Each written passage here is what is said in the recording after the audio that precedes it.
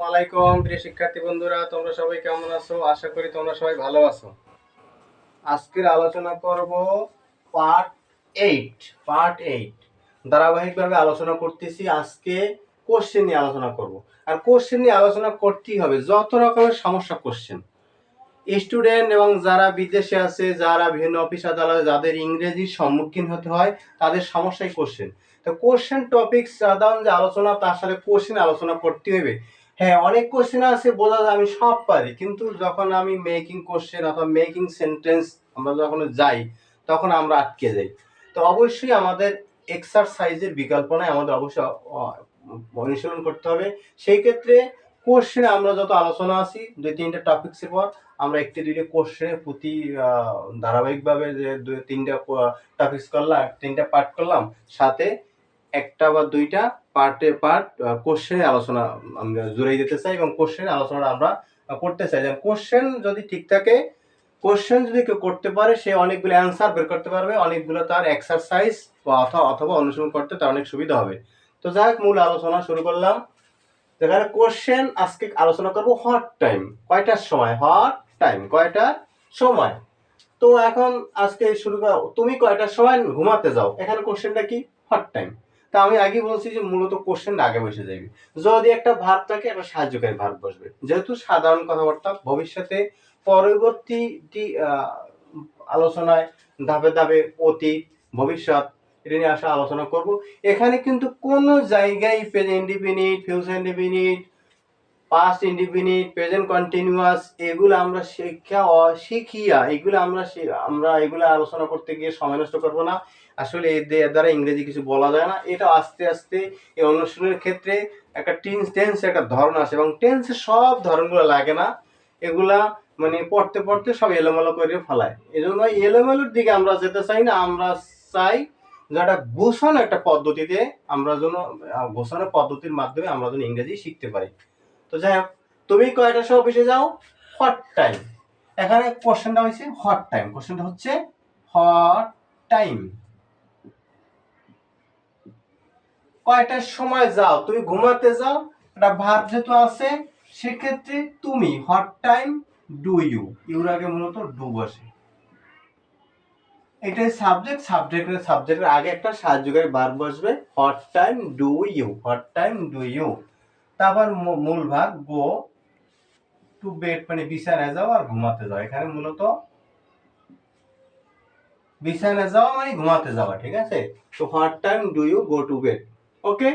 কোশ্চেনটা what time, তারপর যেহেতু তুমির আগে বসবে সাহায্যকারী ভার্ব বসবে, হট টাইম ডু ইউ, তারপর মূল ভার্ব, তারপর এক্সটেনশন যা আছে আস্তে সাজাইতে যাও, সাজাই ফেলাও।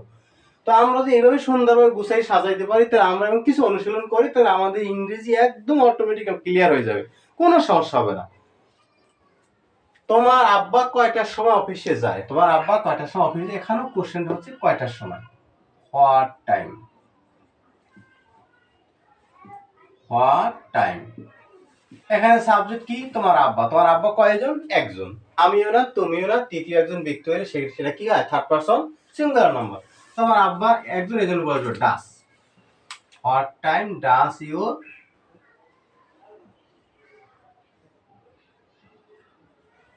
Father, what time does your father, what time does your father. তোমার আব্বা কয়টার সময় অফিসে যায়, go to office. What time does your father, সাবজেক্টের পর মূল ভার্ব বসে গেল, সাবজেক্টের পর মূল ভার্ব গো, তারপর এক্সটেনশন আস্তে আস্তে বোঝাবো, মানে এক্সটেনশন আস্তে আস্তে বসবে, এটা কোনো ঝামেলা হয় না। তো মূলত কোশ্চেনটা, তারপর হচ্ছে সাবজেক্টের আগে একটা সাহায্যকারী ভার্ব, তারপর মূল ভার্ব। এবং আমরা মোটামুটি কয়েকদিন অনুশীলন করব, এবং এক্সটেনশন বা অবজেক্ট এগুলো বসাতে কোনো ঝামেলা হয় না। এই পর্যন্ত সাজাইতে পারলে আমার ইংরেজি পুরোপুরি ক্লিয়ার হয়ে যায়। আচ্ছা, আর অ্যানসারটা খুঁজতে হবে অবশ্যই। তুমি কয়টার সময় ঘুমাতে যাও, what time do you go to bed, এটা যে অ্যানসারটা আমি আসলে আমাদের অবশ্যই খুঁজতে হবে। অ্যানসারটা দেওয়া আছে, আমি রাত 10টার সময় ঘুমাতে যাই, আমি রাত 10টার সময় ঘুমাতে যাই, আই। এখানে কোনো কোশ্চেন নেই, আই সাবজেক্ট বারবার, I go to bed, I go to bed, আমি ঘুমাতে যাই রাত 10টায়। at 10 o'clock at night অথবা at 10 PM দিলেই চলে। 10 PM মানে PM মানে রাত 10টায়, মানে বিকাল মূলত 1টা থেকে রাত 12টার পর্যন্ত PM হয়, আর রাত 12টা পর্যন্ত PM হয়, এবং রাত 12টার পরে মূলত AM হয়। তাই রাত মানে বিকালের টাইম, এটা মানে PM মানে 10 PM মানে রাত্র 10টার সময় বোঝানো হয়েছে। I go to bed at 10 PM। তোমার আব্বা কয়টার সময় অফিসে যায়? কয়টার সময় hot time does your father, তোমার বাবা একজন গো টু অফিস, কয়টার সময় অফিসে যায়? আমার আব্বা সকাল 9টার সময় অফিসে যায়। তা আমার আব্বার মধ্যে এখানে সাবজেক্ট মাই ফাদার। আমার বাবা, এখানে কিন্তু কোশ্চেন নাই, ডুডাস কোনো বসার কোনো এই প্রশ্নই আসে না। ডুডাস বসবে না, মাই ফাদার মূল ভাব গো, আর যেহেতু বাবা একজন এই জন্য বাবার সাথে ইয়েস যোগ হবে। বাবা তৃতীয় একজন ব্যক্তি, সেই ক্ষেত্রে বাবার সাথে ইয়েস যোগ হবে। গোসের সাথে ইয়েস যোগ হয়েছে, my father goes to office, আমার বাবা অফিসে যায়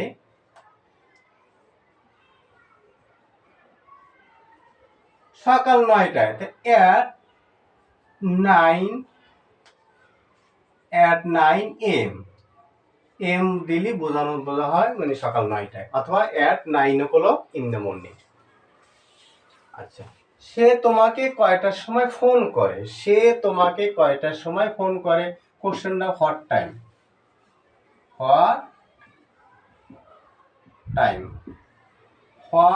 টাইম সে তোমাকে কয়টার সময় ফোন করে?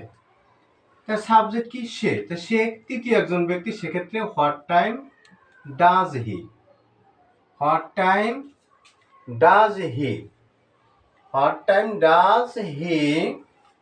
তারপর এখানে ভার্বটা কি? ফোন করা, phone you. What time does he phone you, তোমাকে ফোন করে, এটা object. What time does he phone you.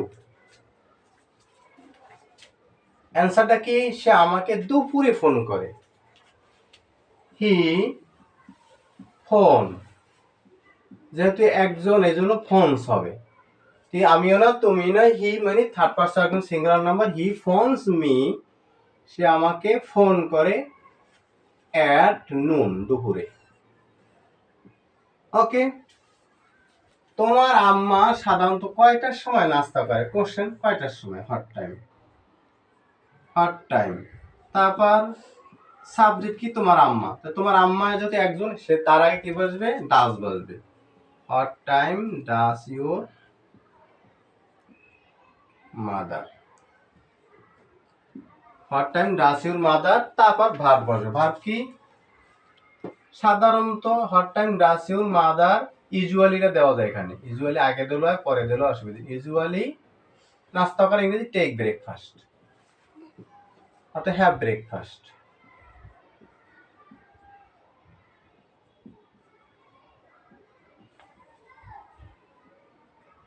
আচ্ছা, তো আম্মা সাধারণত কয়টার সময় নাস্তা করে? What time does your mother usually take breakfast.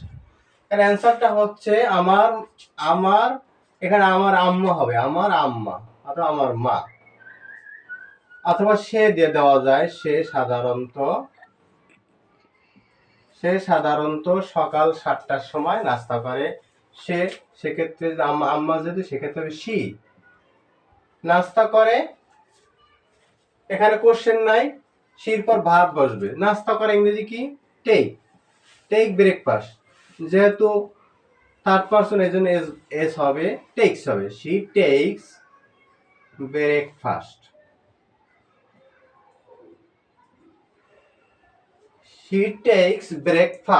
সে নাস্তা করে at 7:30 AM। সে সকাল 7:30টায় নাস্তা করে। She takes breakfast at 7:30 AM। Joynal হুজুর এখানে কয়টার সময় বসে? জয়নাল হুজুর এখানে কয়টার সময় বসে? কোশ্চেনটা একইভাবে, hot time, what time Joynal হুজুর কয়জন? একজন, একজন কি বসবে? ডাস বসবে। হট টাইম ডাস জয়নাল হুজুর।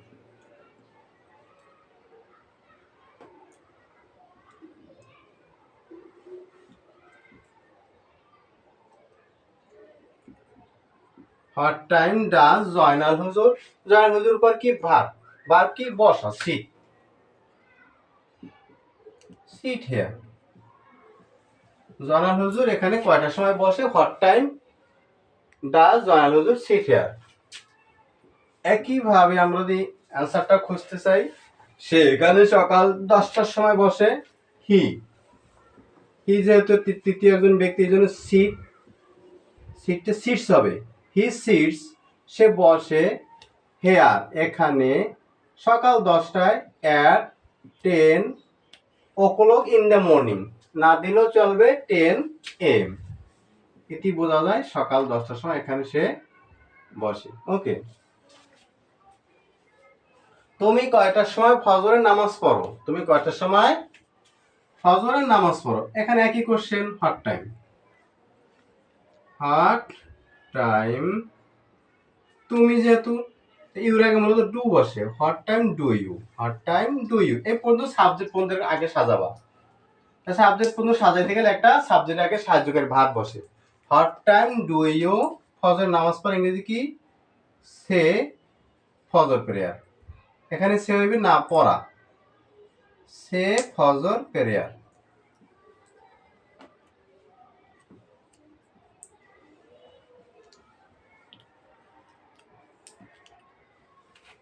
What time do you say ফজর প্রেয়ার? তুমি কয়টার সময় ফজরের নামাজ পড়ো? আমি 5টার সময় ফজরের নামাজ পড়ি।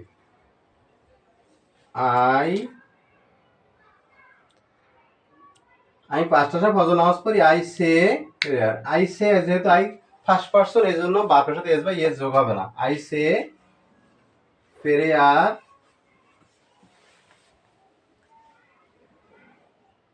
আই সে ফজর প্রেয়ার, আই সে ফজর প্রেয়ার। আমি ফজরের নামাজ পড়ি 5টার সময়, at 5 o'clock। 5 o'clock in the morning লাগে না, অথবা 5 AM লাগে না, কারণ ফজরের নামাজ তো 5টার সময়ই হয়। এটা তো সব ফজরের কথা উল্লেখ করা হয়েছে। তো এইভাবে, ঠিক আছে, এইভাবে হট টাইম দিয়া, মানে একই ভাবে হট টাইম দিয়ে কোশ্চেনটা সাজাইছি। অনেকগুলো মোটামুটি উদাহরণ দেওয়া হয়েছে, সেক্ষেত্রে মানে এগুলো অনুশীলনের ক্ষেত্রে অনেক সুবিধা হয়। তো যাই হোক, আরেকটা যদি এখানে আলোচনা, এখানে অবশ্যই উদাহরণ কমেন্টে জানাইতে তো অবশ্যই হবে। যেমন, তোমার দাদা, তোমার দাদা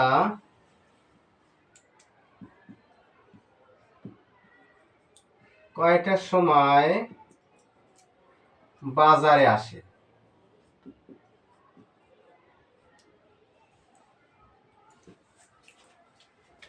কয়টার সময় বাজারে আসে? সে বিকাল 3টায় বাজারে আসে।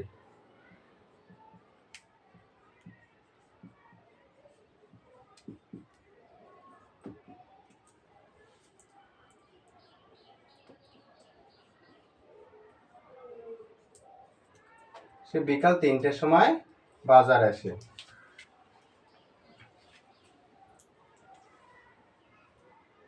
তোমার মা কয়টার সময় রান্না করতে যায়? তোমার মা রান্না করতে অথবা রান্নাঘরে যায়। তোমার মা কয়টার সময়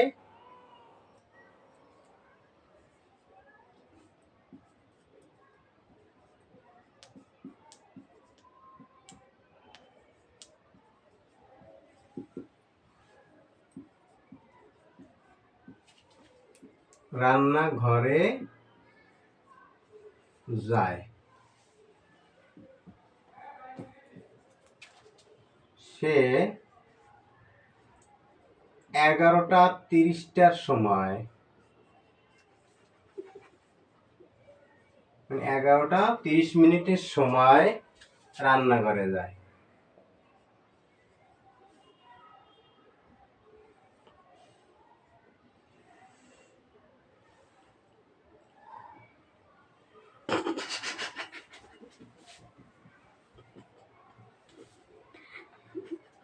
তোমার দাদা কয়টার সময় বাজারে আসে?